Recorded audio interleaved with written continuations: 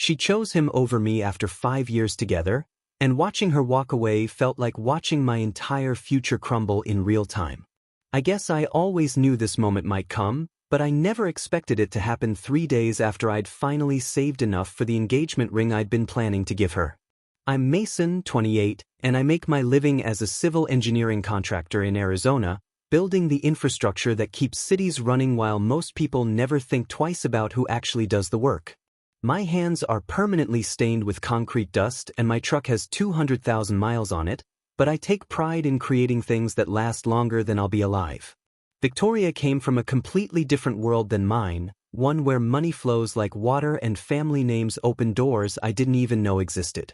Her family owned a chain of upscale medical spas across the Southwest, with flagship locations in Scottsdale and Santa Fe that catered to wealthy retirees and celebrities seeking rejuvenation treatments that cost more than most people make in months. I grew up in a 2-bedroom house where my father worked factory shifts for 30 years until his knees gave out, and my mother cleaned office buildings at night to help make ends meet, coming home exhausted but never complaining about the sacrifice required to keep our family stable.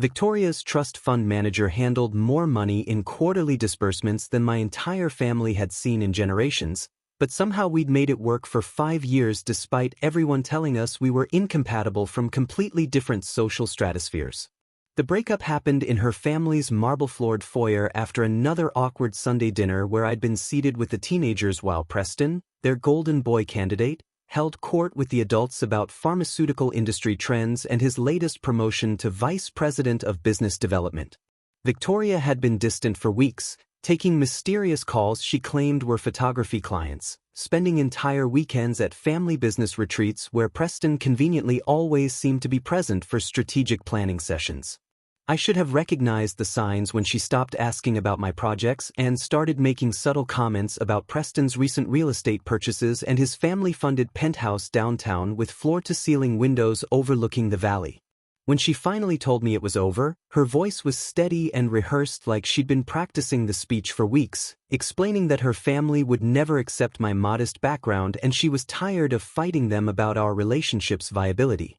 She revealed that she and Preston had been emotionally involved for months, bonding over shared experiences and family expectations that I could never understand or fulfill, attending exclusive charity galas and industry networking events where they moved in circles that would always see me as an outsider trying to climb above my natural station. The ring I'd been hiding in my sock drawer had cost me 6 months of working double shifts on weekend construction projects, choosing overtime pay over rest because I wanted to give her something worthy of the future I thought we were building together. Victoria explained that Preston represented stability and social acceptance, someone who understood the responsibilities that came with family wealth and could seamlessly integrate into the pharmaceutical dynasty her parents had spent decades building across multiple states. She apologized for the timing but said she couldn't keep living a lie, and watching Preston's confidence and business acumen had made her realize what she actually needed in a life partner versus what she'd convinced herself she wanted during our college years when everything felt simpler and less consequential. I stood there listening to her systematic dismantling of everything we'd built, feeling like a contractor watching his most important project get demolished by forces completely beyond his control, knowing that all my careful planning and honest labor meant nothing when family money and social expectations entered the equation with overwhelming force. Looking back, I can trace the beginning of our end to the night we first met 3 years earlier at Mesa Community College, where I was taking evening engineering certification courses after spending 10-hour days pouring concrete and installing drainage systems for commercial developments across the Phoenix metropolitan area. Victoria was there for photography classes, something she called her creative outlet, while her trust fund provided the kind of financial security that made pursuing artistic hobbies feel like casual weekend activities rather than serious career investments. I was 25, exhausted from working since dawn, my steel-toed boots still caked with dried cement, sitting in the back row trying to absorb structural engineering principles while fighting to keep my eyes open after another brutal day in the Arizona heat. She was 23, wearing designer jeans that probably cost more than my monthly truck payment, her camera equipment worth more than I made in several weeks of overtime shifts, chatting easily with other students about upcoming trips to Europe and weekend gallery openings in Scottsdale's Arts District. We started talking after she asked to borrow a pen, and I was immediately struck by how genuinely interested she seemed in my work, asking detailed questions about construction processes and urban planning that most people found boring or beneath their notice. Victoria had this way of making me feel like my knowledge mattered, like the practical skills I'd developed through years of physical labor were actually impressive rather than just the natural result of economic necessity and limited educational opportunities. Our first real conversation lasted 3 hours in the college parking lot, her asking about foundation engineering while I explained load-bearing calculations, both of us surprised by how easily the discussion flowed despite coming from completely different economic backgrounds and life experiences. She told me about growing up in a Scottsdale mansion with views of Camelback Mountain, attending private schools where her biggest concerns were which college to choose and whether to major in business or fine arts, while I described my childhood in a working-class neighborhood where college seemed like an impossible luxury until community classes became available for people trying to improve their situations. Victoria's family had built their pharmaceutical spa empire from her grandfather's single clinic into a multi-state operation generating millions annually, with properties in Santa Fe that hosted celebrity clients and politicians seeking discreet rejuvenation treatments away from public scrutiny. My father had worked the same factory job for 3 decades until repetitive stress injuries forced early retirement, while my mother cleaned office buildings from midnight to 6 in the morning, both of them sacrificing their bodies and sleep schedules to ensure I could afford basic necessities and maybe someday achieve something beyond manual labor. When Victoria first brought me to family dinner 6 months into our relationship, the contrast became immediately apparent in ways that made everyone uncomfortable, from my second-hand dress shirt to my inability to contribute to conversations about Mediterranean vacations and pharmaceutical industry regulations. Her parents were polite but distant, asking questions about my work that felt more like anthropological curiosity than genuine interest, while her younger sister made comments about my truck being parked next to their BMWs and Audis like some kind of social experiment in economic integration. Victoria insisted the class differences didn't matter, that love transcended material circumstances, but I could see how their disapproval affected her confidence whenever we left their perfectly manicured world and returned to my modest apartment complex where neighbors worked retail jobs and restaurant shifts to pay rent. The family immediately began mentioning Preston whenever I was present, describing his recent achievements and business school credentials like subtle reminders of what Victoria could have instead of someone whose biggest accomplishment was completing certification programs while working construction to support himself without family financial assistance.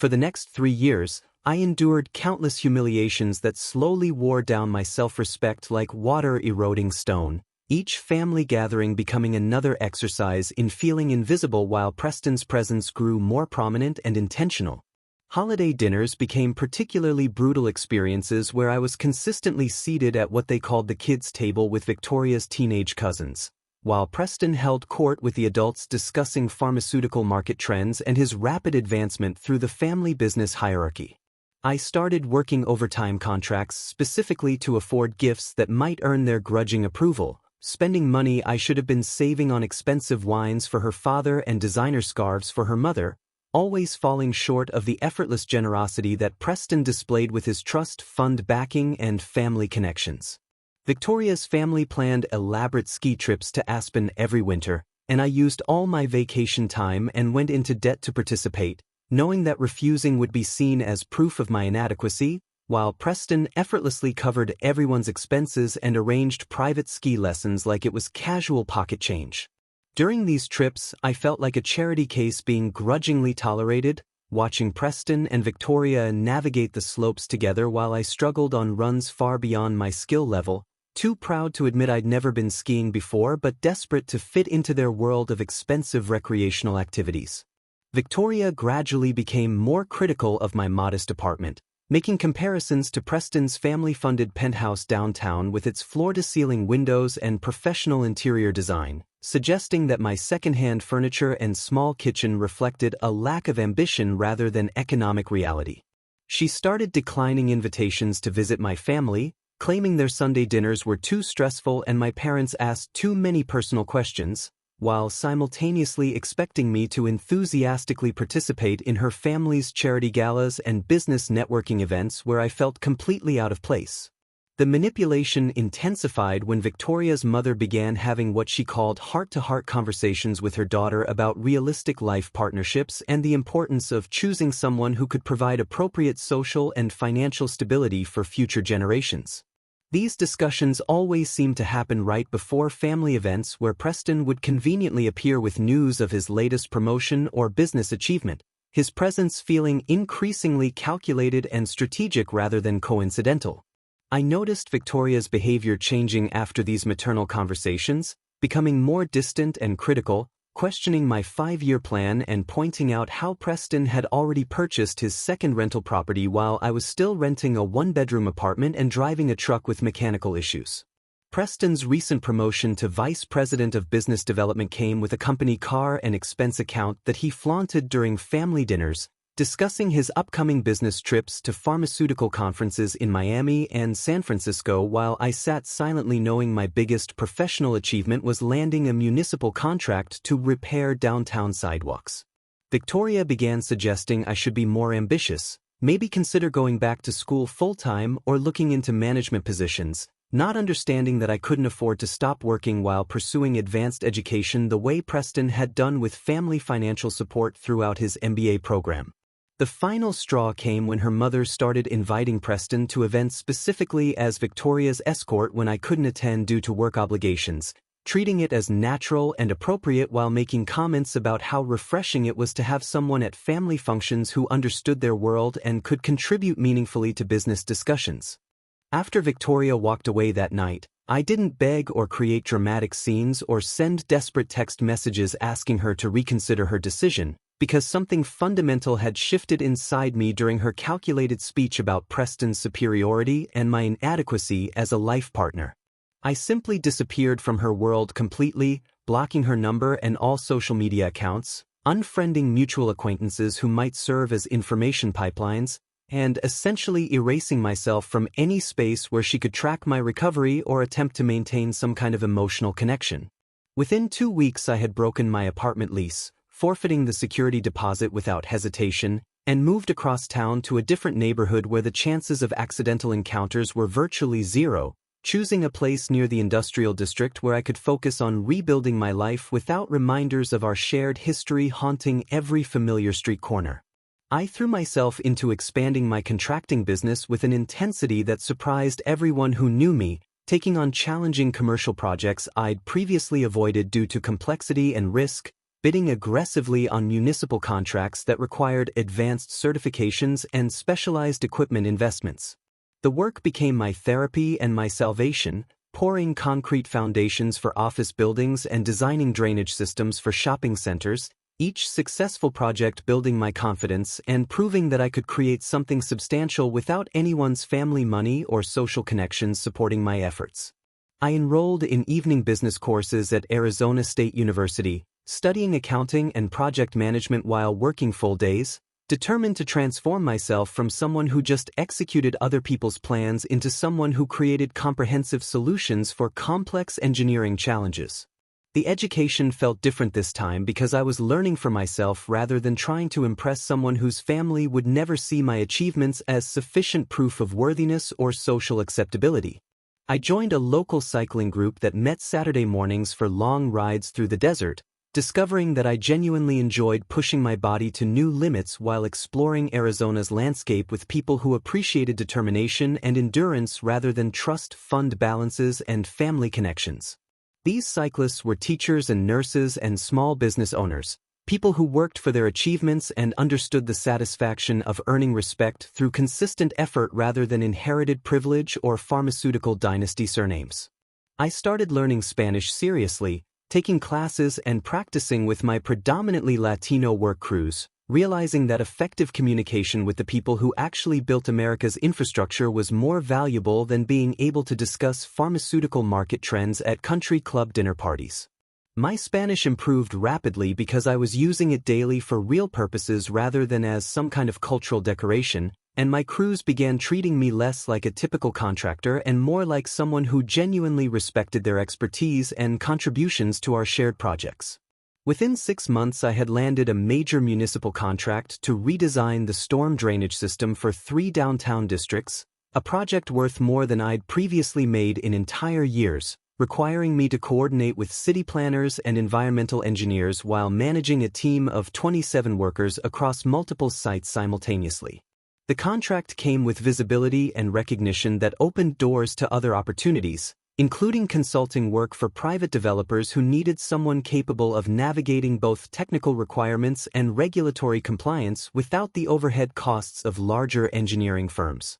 I bought my first house during this period, a modest 3-bedroom fixer-upper in an established neighborhood with mature trees and neighbors who worked regular jobs and maintained their properties with pride rather than paying landscaping services to create artificial perfection. The house needed substantial work, which I saw as an opportunity rather than a burden, spending evenings and weekends renovating the kitchen and bathrooms, installing new flooring and updating electrical systems while learning skills that had nothing to do with impressing anyone else and everything to do with creating something entirely my own. This renovation project became a meditation on self-reliance and personal standards, each completed room representing another step away from the person who had desperately tried to fit into Victoria's family's world and toward someone who built his own definition of success and satisfaction through honest work and thoughtful planning.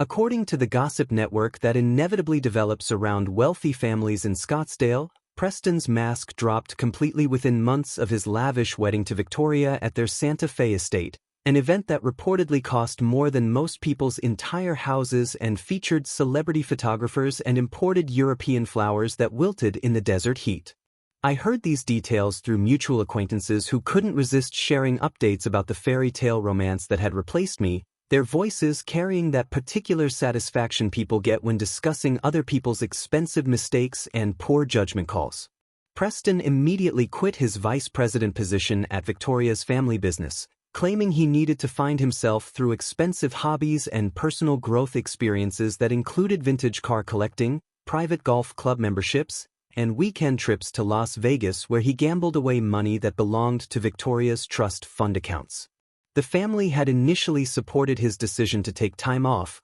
believing that someone with his business school credentials would eventually return with fresh perspectives and innovative ideas for expanding their pharmaceutical spa empire across additional markets and demographic segments. Instead, Preston began treating the family fortune like his personal entertainment budget, purchasing classic Porsches and Ferraris that he stored in a climate-controlled warehouse while rarely driving them, joining exclusive country clubs where membership fees exceeded most people's annual salaries, and planning elaborate vacations to European destinations where he stayed in hotels that cost more per night than skilled tradesmen made in weeks. Victoria's family started noticing discrepancies in their accounts when Preston's spending habits accelerated beyond even their substantial means, discovering that he'd been using Victoria's credit cards for gambling debts and what appeared to be payments to high-end escort services based in Phoenix and Las Vegas where he conducted his mysterious business meetings. The man they'd considered perfect marriage material because of his social connections and business education was systematically draining their carefully accumulated wealth while showing no interest in contributing anything meaningful to their pharmaceutical enterprise or family legacy. Preston started openly flirting with other women at family events and charity galas, treating Victoria like an accessory he could ignore while pursuing more exciting social opportunities with younger women who appreciated his apparent wealth and seemingly unlimited spending capacity. These affairs weren't discreet or respectful but blatant displays of entitlement, Preston disappearing during family gatherings to take phone calls from other women or leaving Victoria alone at events while he accompanied mysterious female companions to private parties and exclusive venues across the Southwest. Victoria began looking increasingly exhausted and isolated during public appearances, trying to maintain the facade of a perfect marriage while privately dealing with Preston's escalating demands for money and his complete indifference to her emotional needs or family obligations that had initially seemed so important to him. The family wealth that had seemed infinite when used to impress potential business partners and maintain their social status started showing signs of serious strain under Preston's relentless consumption and poor investment decisions,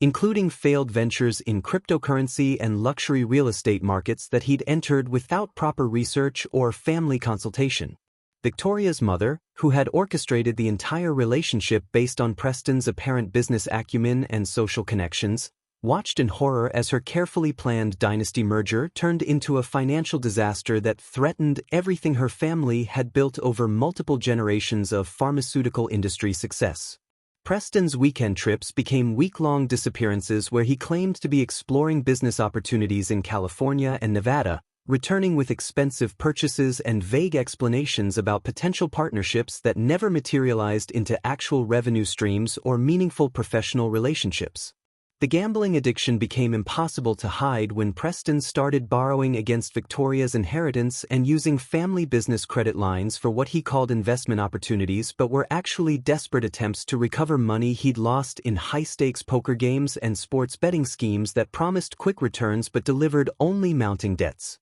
Victoria's first attempts to contact me began about 8 months after her wedding, starting with anonymous text messages from numbers I didn't recognize, containing vague apologies about making mistakes and needing to talk about important matters that couldn't wait much longer. I ignored these messages completely, deleting them without responding, but Victoria's desperation escalated when she realized that my silence wasn't some kind of negotiating tactic but genuine indifference to whatever crisis was consuming her carefully planned life with Preston. She started showing up at my construction sites during lunch breaks, parking her BMW at the edge of work zones and waiting for opportunities to approach me with tears and elaborate explanations about how wrong she'd been about everything, particularly her assessment of what constituted real stability and partnership in adult relationships. These surprise visits were deeply uncomfortable for everyone involved, my work crews watching with obvious curiosity while Victoria attempted to have emotional conversations in hard-hat areas where serious people were trying to complete important infrastructure projects on tight municipal deadlines. I treated these encounters with professional courtesy, acknowledging her presence politely but refusing to engage with her dramatic appeals for forgiveness and second chances, walking away whenever her voice started rising or her explanations became too personal for a construction site environment. Victoria began recruiting our former mutual friends to contact me with guilt trips about being heartless and holding grudges beyond reasonable timeframes, claiming that everyone makes mistakes and that true love requires forgiveness and understanding of human weaknesses and poor judgment calls. These friends called with updates about Victoria's deteriorating situation, describing her weight loss and emotional instability while suggesting that I had some kind of moral obligation to help someone who was clearly suffering from the consequences of her own decisions and Preston's systematic financial and emotional abuse.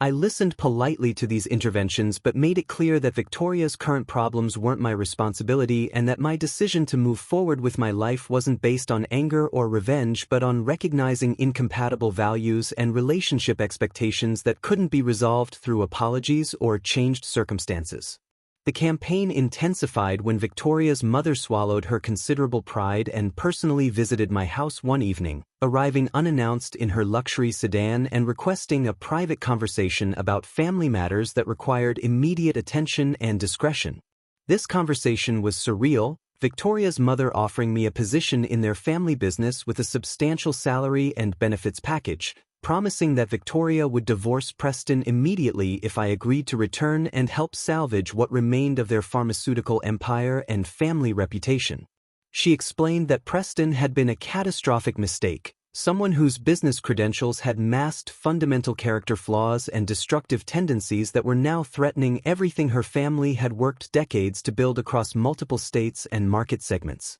I declined this offer with the same calm professionalism I'd used with Victoria's dramatic job site appearances, explaining that I'd moved forward with my life and built something meaningful through my own efforts, something I wasn't willing to abandon for any amount of money or family business opportunities. Victoria's family became increasingly desperate, hiring a private investigator to gather information about my new life and relationships, hoping to find some kind of leverage or vulnerability they could exploit to convince me that returning to their family would serve my own best interests. This investigation revealed my expanding business success and property ownership, information that somehow made their offers more aggressive and their appeals more frantic, as if my demonstrated ability to thrive without their support made me more valuable rather than proving that I no longer needed anything they could provide.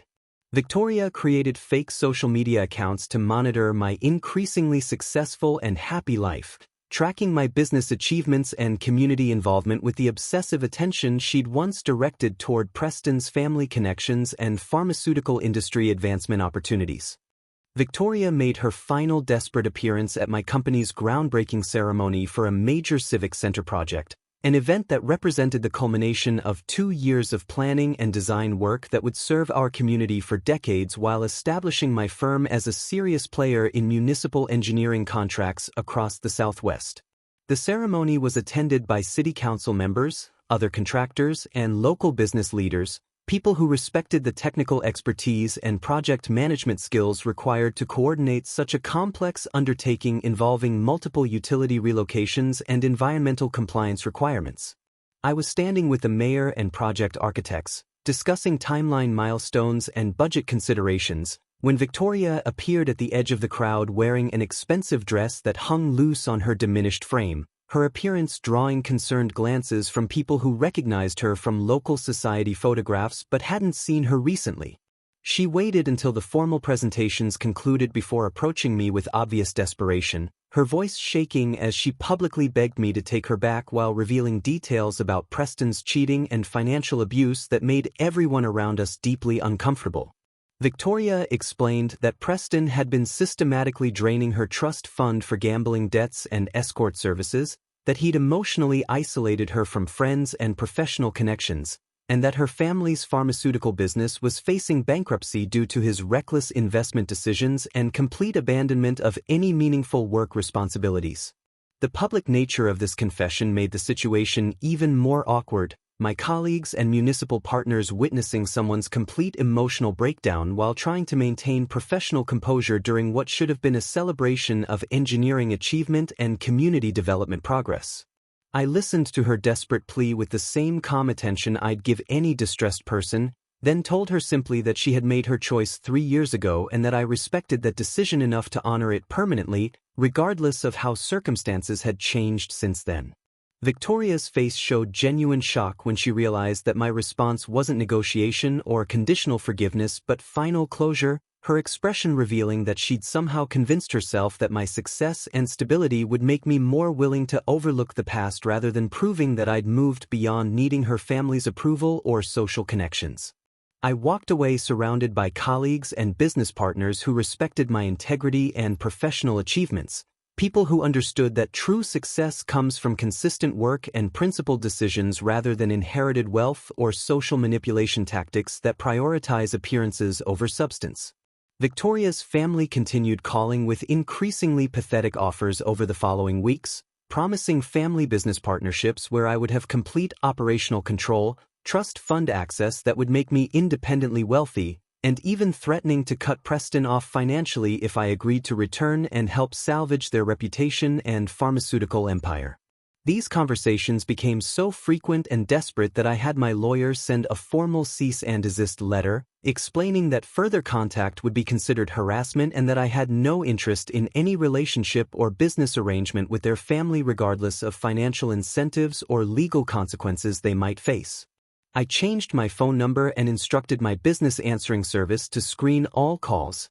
ensuring that my expanding company operations wouldn't be disrupted by Victoria's family's ongoing crisis and their increasingly frantic attempts to purchase my forgiveness and participation in their recovery efforts. The irony wasn't lost on me that the same people who had once considered me socially and financially inadequate were now offering me everything they'd once withheld, their desperation making them realize too late that character and work ethic were more valuable than trust fund balances and pharmaceutical industry connections. Victoria's divorce proceedings became local society page headlines, her family's reputation crumbling under the weight of Preston's scandals and their poor judgment in promoting him as ideal marriage material based purely on his business school credentials and family connections rather than any evidence of actual character or integrity. The pharmaceutical spa empire that had seemed so impressive and permanent began closing locations and selling properties to cover Preston's debts, Their carefully cultivated image of success and sophistication destroyed by one man's gambling addiction and complete disregard for the responsibilities that come with family wealth and business stewardship. I received a prestigious engineering award that winter for my civic center design, accepting recognition from professional organizations that valued innovation and community service rather than social connections or inherited advantages, standing on a stage surrounded by people who had earned their achievements through education and honest work. The awards ceremony was covered in local business publications, photographs showing me accepting recognition for technical excellence and project leadership, while Victoria's family continued making headlines for financial scandals and divorce proceedings that revealed the true cost of prioritizing appearance over substance in both business and personal relationships. My life had become everything I'd once hoped to share with Victoria, but better because it was built on my own terms without requiring anyone else's approval or family money to maintain, proving that Real security comes from personal achievement and principled decisions rather than social connections or inherited wealth that can disappear as quickly as it was acquired.